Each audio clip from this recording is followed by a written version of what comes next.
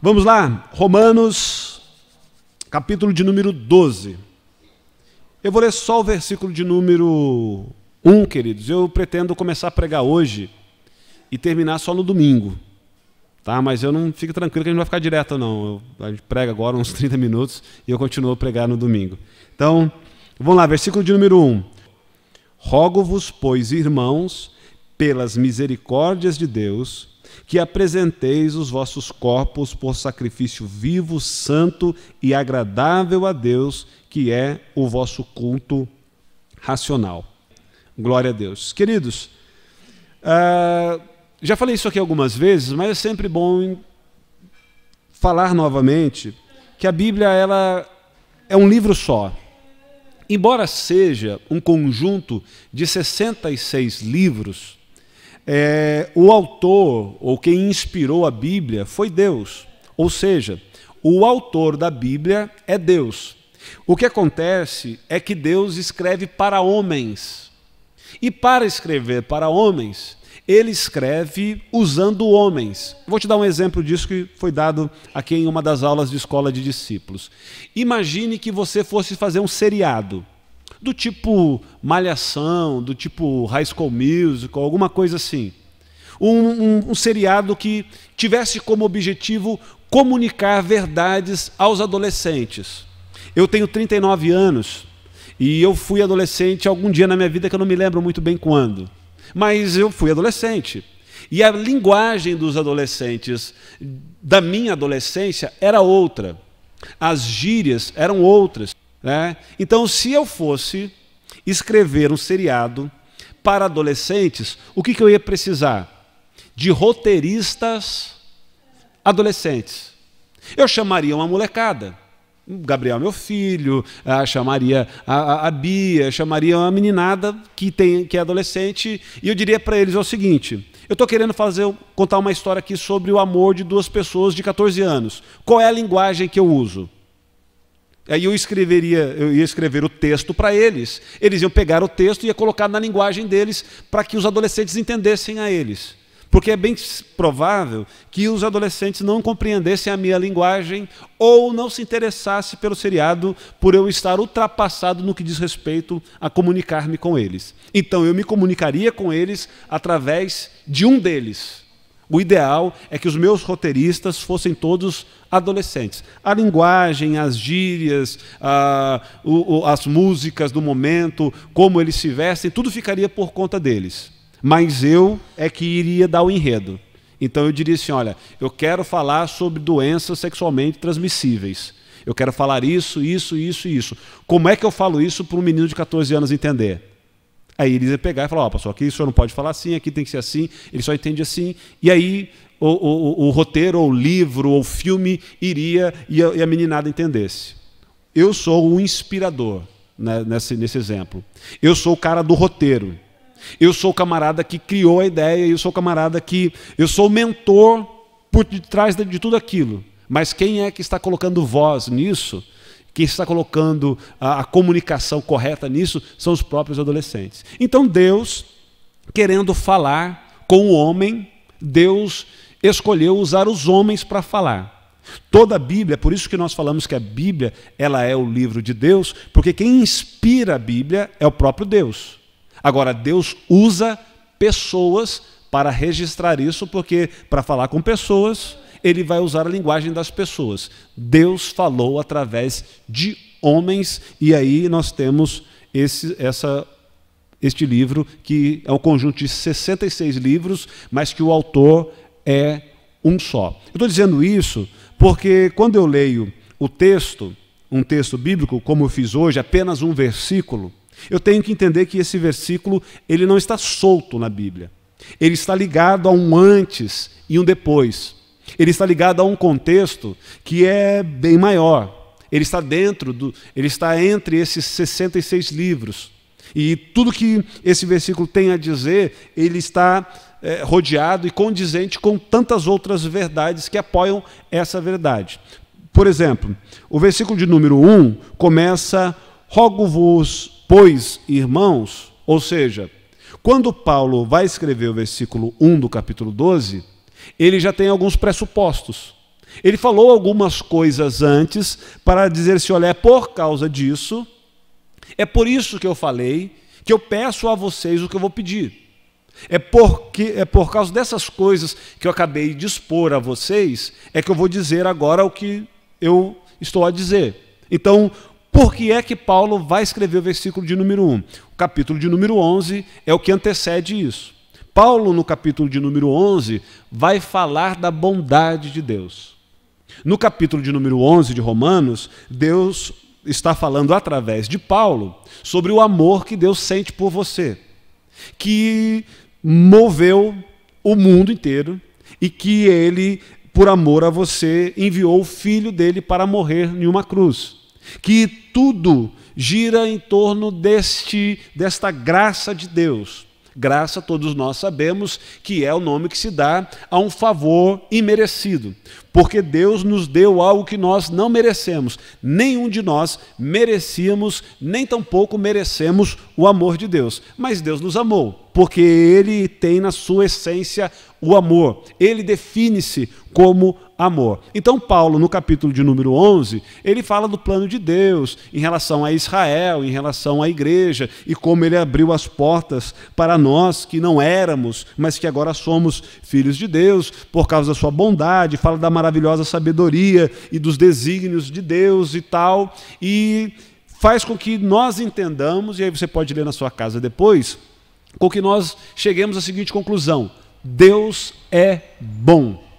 Deus me amou, Deus fez muito por mim, Deus merece ser adorado, Deus é digno de ser louvado, Deus merece toda a minha atenção, Deus não merece apenas o meu domingo, Deus não merece apenas a minha terça-feira à noite, Deus não merece que eu procure Ele só quando eu estou com a água no queixo, já me afogando, Deus não merece ser procurado só nos dias de angústia ou apenas no mês de janeiro, Deus merece toda a minha devoção. Ele é digno de ser adorado. Bom, essa é a exposição do que Paulo fala no capítulo de número 11. E depois que ele mostra como Deus é digno de ser adorado, aí ele vai introduzir dizendo o seguinte: é por causa disso, é porque ele é digno de ser adorado, é porque ele é Deus, é porque ele é Senhor, é porque ele é soberano, que eu vou dizer a vocês, pedir a vocês encarecidamente, que vocês se apresentem ou apresentem os vossos corpos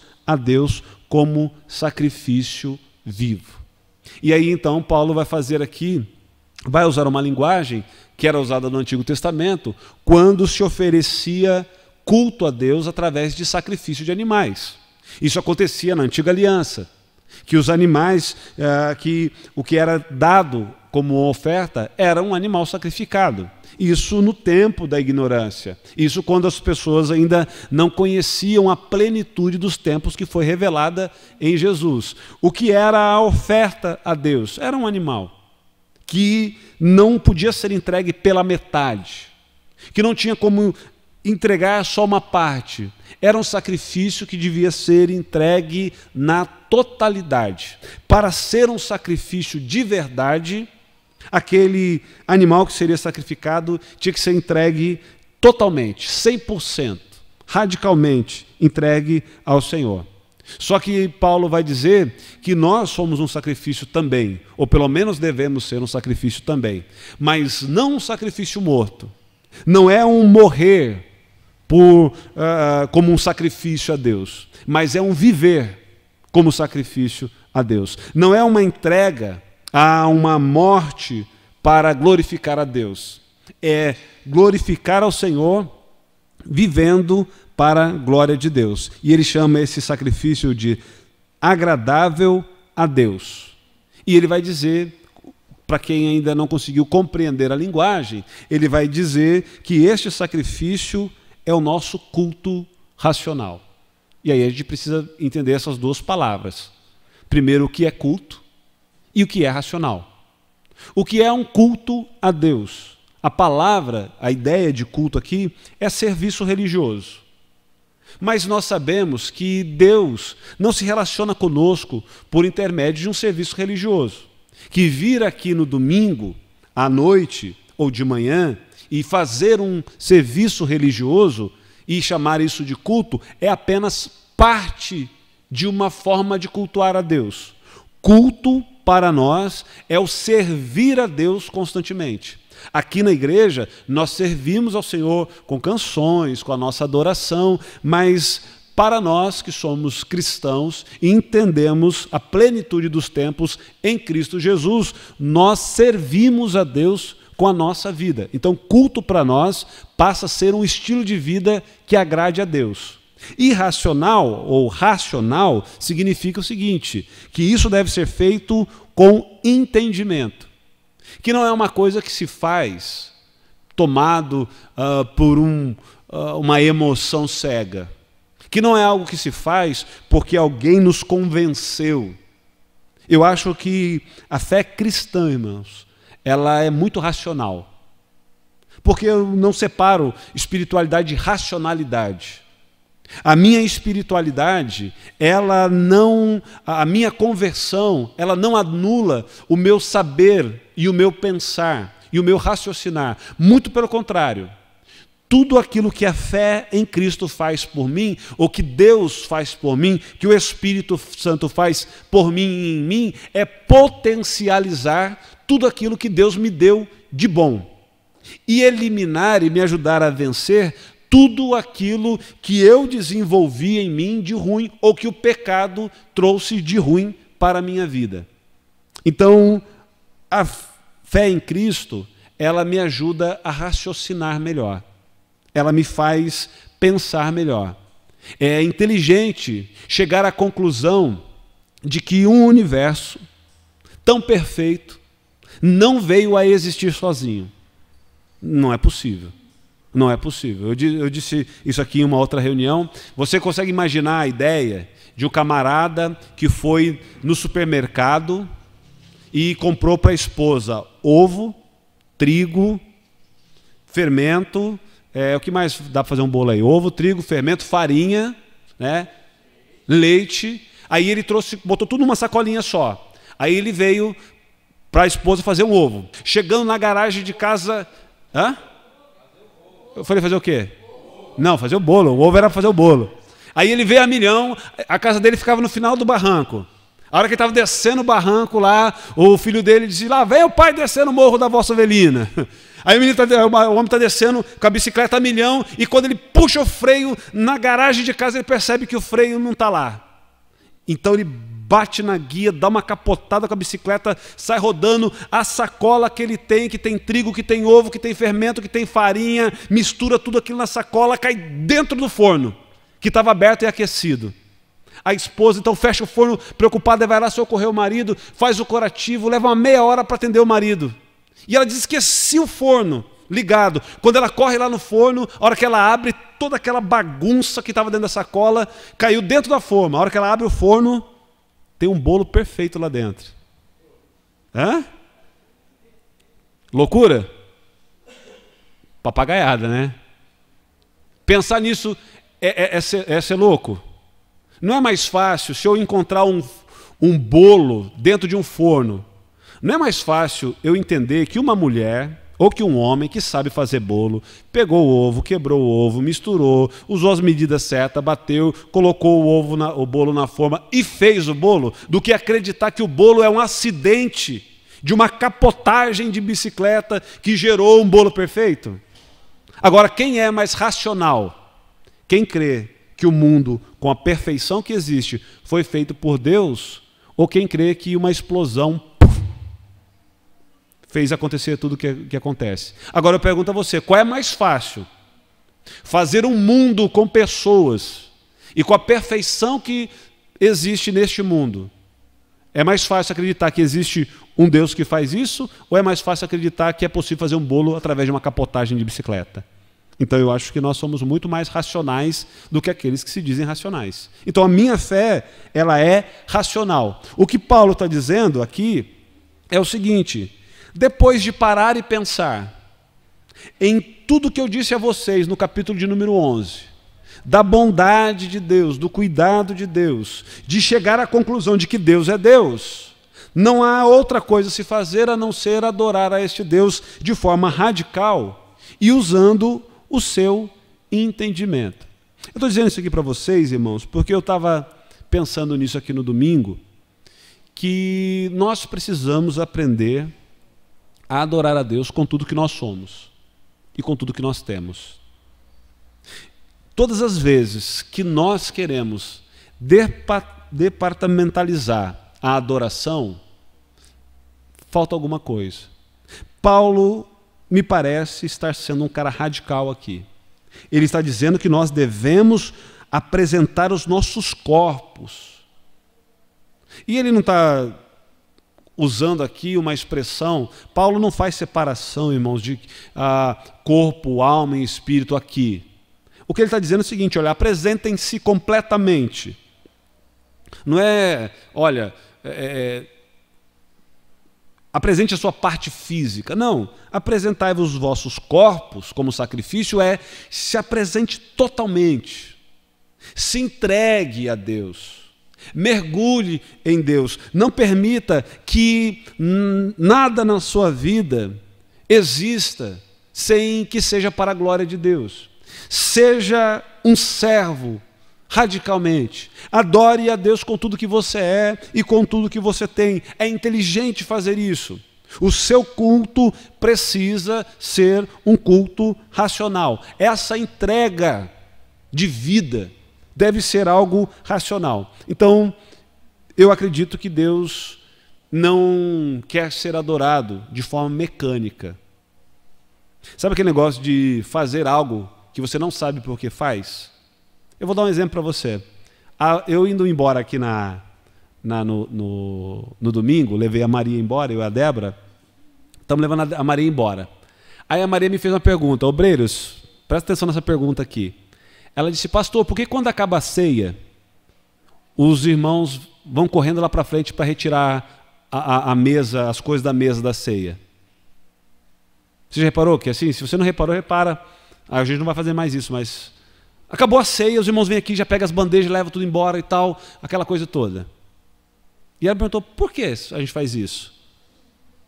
E eu parei para pensar e disse, por que eu faço isso? Alguém me disse esses dias, pastor, por que toda vez que o senhor vai dar a bênção apostólica no final do culto, que também não é padrão, não precisava existir, mas a gente faz, é um costume bom, não tem problema não. Por que todo mundo faz assim com a mão na hora de receber a bênção apostólica? Para quê? É um costume. Não tem um porquê. E aí eu comecei a lembrar por que a gente tira a mesa correndo da ceia. Sabe por quê? Eu cheguei a essa conclusão. Nós tínhamos um costume, no passado, de chamar para frente na ceia os irmãos que iam se membrar na igreja. Então, o camarada chegou no mês, quer ser membro da igreja, vem aqui para frente. Aí as pessoas vinham na frente, ou fazer algum apelo de algum tipo, então as pessoas vinham e aí ficava a mesa aqui na frente, a pessoa podia encostar na mesa e derrubar o vinho, alguma coisa assim. Então acabava a administração da ceia, se recolhia a bandeja para poder fazer qualquer tipo de apelo para as pessoas não encostarem na mesa, principalmente esse apelo de quem quer se tornar um novo membro. O nosso costume mudou. A gente começou a pensar de forma diferente a membresia da igreja. Esse era um costume que a gente herdou de Mogi, quando a igreja começou. Mudou a ideia, mudou as nossas referências, mudou a nossa forma de agir, mudou... E aí paramos de chamar as pessoas à frente nesse momento. Ou seja, a mesa pode ficar aqui.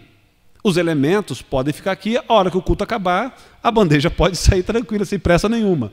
Mas mudou o negócio e a gente... É um costume... E o costume foi ficando, e a gente não sabe por quê. Isso significa, irmão, só que isso não é um problema, porque não é nada que afete a nossa espiritualidade, não é nada que afete absolutamente nada, então não tem problema nenhum ser feito isso. Mas estou dizendo isso porque tem pessoas que aprenderam a fazer coisas e fazem coisas que não sabem por que fazem. Eu mesmo, antes de ser um cristão, de ordem aí evangélica ou protestante, eu via muitas pessoas passar na frente de igreja e se benzer. Eu me benzia também, nunca soube por que exatamente, mas me benzia. Fazia o sinal, se benzia não, fazia o sinal da cruz, né? Fazia o sinal da cruz. Quando a minha mãe, quando eu era pequeno, eu começava a tossir, a minha mãe tirava um pelinho do cobertor e botava na testa das crianças. Soluço? Também nem sei. Ela começava a soluçar, ela tirava um negocinho assim e colocava na testa. Aí quando alguém perguntava para ela por quê, ela também não sabia. Mas ela fazia. Servir a Deus não pode ser isso. Servir a Deus precisa ser algo inteligente. Servir a Deus eu preciso saber quem eu estou servindo.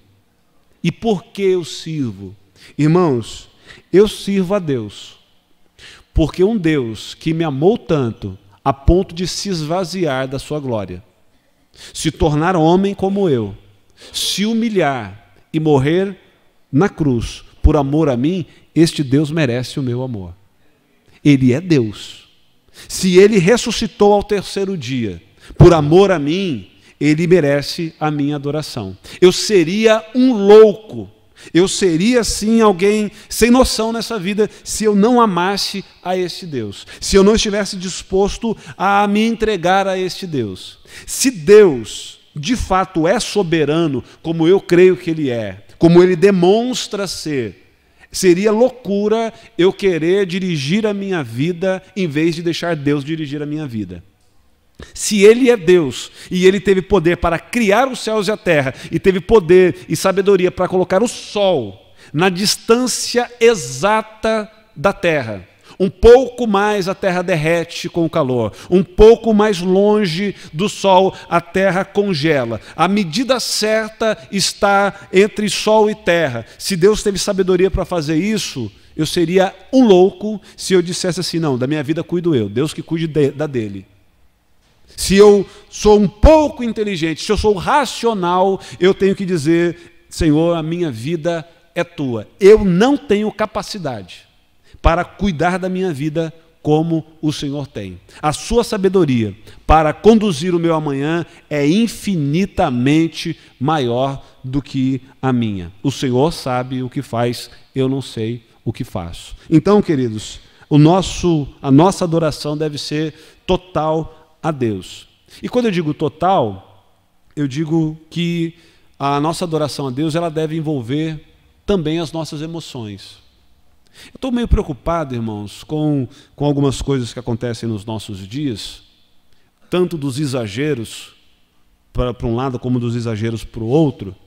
Uma coisa que eu tenho me preocupado, as pessoas não estão se deixando, não estão trazendo para a igreja as suas emoções. Não estão levando para o seu relacionamento com Deus as suas emoções. Porque as pessoas estão tentando separar espiritualidade de emoção. E eu entendo que eu não posso ir a Deus só com as minhas emoções. Porque se eu vou a Deus só com as minhas emoções, se eu canto só com as minhas emoções, se eu louvo a Deus só com as minhas emoções, se eu ouço a palavra só com as minhas emoções, eu estarei adorando a Deus de forma errada. Mas eu não posso ir adorar a Deus sem as minhas emoções. Eu tenho que ir com a minha racionalidade, eu tenho que ir com a minha espiritualidade e eu tenho que ir também com as minhas emoções.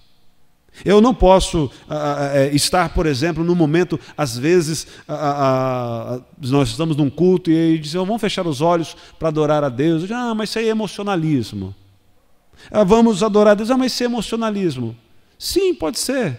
Eu sei que eu não preciso fechar os olhos para adorar a Deus. Eu sei que eu não preciso de uma música para adorar a Deus. Mas eu sou um ser formado também com emoções. E quando eu vou adorar a Deus, eu não posso ir só com as minhas emoções. Aí eu estaria errado. Eu tenho que ir adorar a Deus com a minha razão, mas eu não posso deixar as minhas emoções em casa. Eu tenho que ir adorar a Deus de forma completa, levando a minha razão, para quê? Para que eu não seja uma pessoa levada só pelas emoções.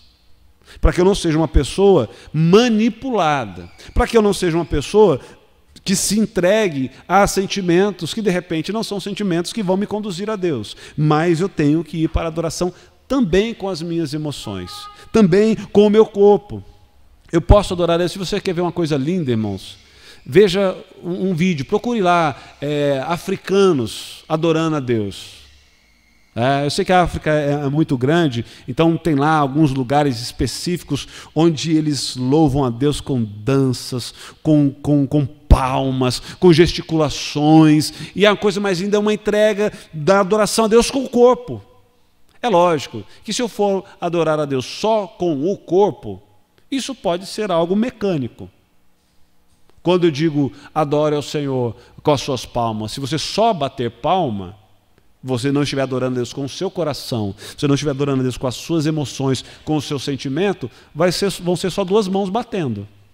Agora, quando eu bato as minhas mãos e coloco o meu coração nisso, e coloco as minhas emoções nisso, e coloco a minha razão, eu sei que eu estou aplaudindo porque me faltam palavras para dizer o quanto Ele é digno, aí eu estou adorando a Deus.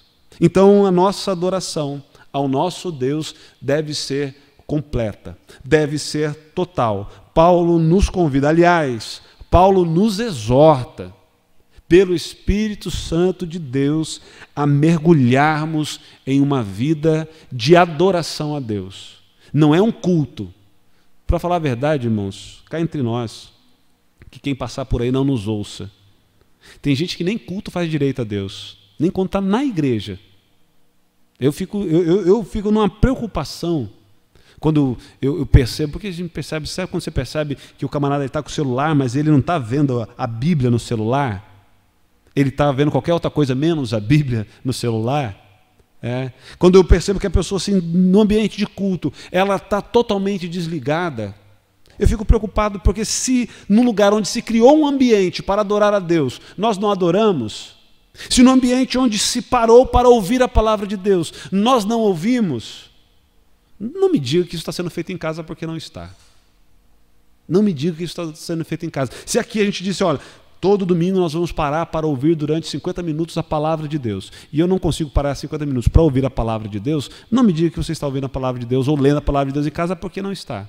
Se nós falamos, vamos orar aqui, e aí a gente dá um jeito de fazer qualquer outra coisa menos orar. Se aqui nós nos reunimos e falamos, vamos cantar a Deus, e aí eu estou fazendo qualquer outra coisa menos adorando a Deus, se não estou fazendo aqui, com o ambiente que tem, com a tranquilidade que tem, com tudo com a estrutura que foi feita e preparada para adorar a Deus, em casa não está fazendo.